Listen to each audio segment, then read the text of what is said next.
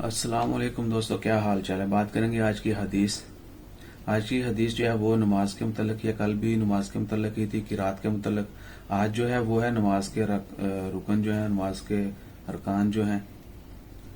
نماز کے دوران آپ کو پتا ہے کہ امام سے پہلے جو ہے وہ نہیں اٹھنا چاہیے کسی بھی حالت میں ہو، آپ سجدے کی حالت میں ہوں، رکوع کی حالت میں ہوں، یا آپ قیام کر رہے ہیں، یا پہلے جا رہے ہیں، پہلے اٹھ رہے ہیں، تو کسی بھی صورت میں امام سے آگے نہیں ہونا چاہیے جو پیچھے نماز پڑھ رہے ہیں لوگ۔ تو صحیح بخاری کی حدیث ہے 691 نمبر۔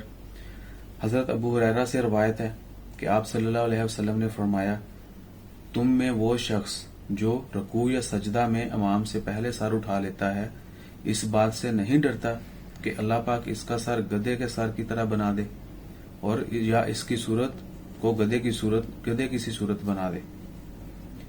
رسول صلی اللہ علیہ وسلم کا فرمان ہے کہ کیا تم لوگوں میں سے وہ شخص جو رکوع یا سجدے کی حالت میں امام سے پہلے سر اٹھا لیتا ہے، یعنی رکوع گئے، امام کے اٹھنے سے پہلے سر اٹھا لیا، یا سجدے میں گئے اور امام کے اٹھنے سے پہلے سر اٹھا لیا، تو کیا وہ اس بات سے نہیں ڈرتا کہ اللہ پاک اس کا سر گدھے کے سر جیسا بنا دے، یا اس کی صورت کو گدھے کی سی صورت بنا دے؟ انشاءاللہ خیر، کوشش کریں کہ ہمیشہ امام کے پیچھے چلیں، کیونکہ امامت کا مقصد ہی یہی ہے، معنی ہی یہی ہے کہ ہم انہیں فالو کر رہے ہیں۔ کبھی بھی ان سے پہلے اگر ہم کچھ عمل کریں گے تو وہ اس سے منع کیا گیا ہے۔ یہ حدیث آپ کے سامنے۔ انشاءاللہ خیر، آپ سب لوگ بھی اپنی نماز کے اوپر دھیان دیجئے۔ نماز پختہ ہونی چاہیے اور مکمل ہونی چاہیے، اور نیک خلوص نیت کے ساتھ پڑھی جانی چاہیے۔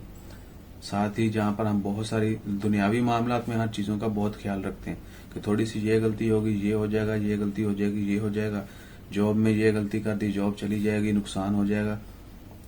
اسی طرح جب عبادت کر رہے ہوتے ہیں تو وہاں پر بھی چیزوں کو جس طریقے سے بتایا گیا ویسے ہی کرنا چاہیے۔